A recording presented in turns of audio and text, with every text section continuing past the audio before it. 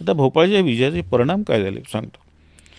एक म्हणजे जरी एकही अट निजामाने कबूल केली नाही तरी 1748पर्यंत त्यानं मराठ्यांविरुद्ध परत कधीही नांगी वर काढली. धडा त्याला मिळाला. माळव्यामधले जे राजपूत राजे जे आहेत या लोकांनी त्या निजामाला मदत करण्याचा प्रयत्न केला होता. कारण निजामाला म्हणजे आता मराठ्यांची सत्ता उठली अशा दृष्टिकोनातून त्यांनी निजामाच्या मतीला गेले होते.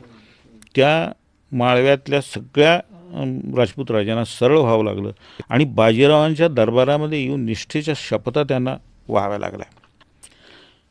पालखेड आणि डभई या दोन लढ्यामुळं महाराष्ट्रामध्ये बाजीरावांचं नाव आणि प्रतिष्ठा खूप वाढली.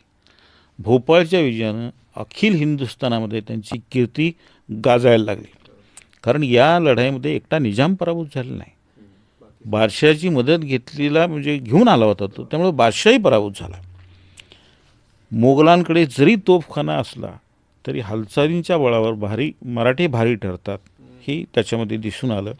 आणि माळवा आणि बुंदेलखंडावरचा अधिकार निजामाला सोडून द्यावा लागला. तो मराठ्यांचा आहे, त्याला मान्य करावा लागला.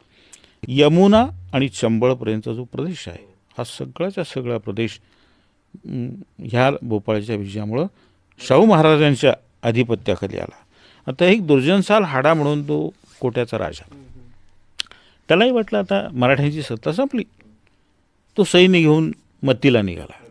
मग बाजीरावांनी सांगितल्यानंतर मल्हारराव होळकर आणि यशवंतराव पवार यांनी मध्येच जाऊन त्याला पराभूत केलं. भोपाळचा विजय मिळाल्यानंतर बाजीरावांनी हे आपले सरदार राणोजी शिंदे, मल्हारराव होळकर, यशवंतराव पवार यांना सांगितलं की त्याची खोडमोड आहे.